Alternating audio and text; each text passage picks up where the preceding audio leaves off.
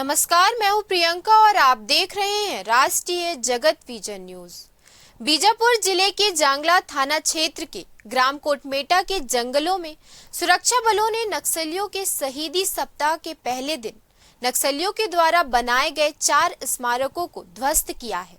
ये कार्यवाही नक्सलियों द्वारा मनाए जा रहे शहीदी सप्ताह के दौरान की गई, जिसमें सुरक्षा बलों की मुस्तैदी और सतर्कता देखने को मिली।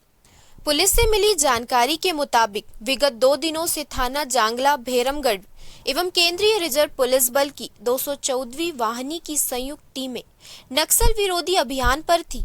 इस अभियान के तहत इंद्रावती नदी के किनारे स्थित 3 नक्सली स्मारकों एवं कोटमेटा गांव में स्थित एक स्मारक को ध्वस्त किया गया।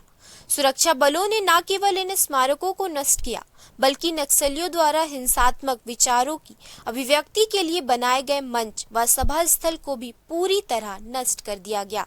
ये कार्यवाही नक्सली विचारधारा के प्रतीकों पर सीधा प्रहार मानी जा रही है और इसी क्षेत्र में शांति बहाल करने की दिशा में एक महत्वपूर्ण कदम माना जा रहा है। पुलिस द्वारा ये भी बताया गया कि जिले में नक्सलियों के विरुद्ध प्रभावी अभियान लगातार जारी है।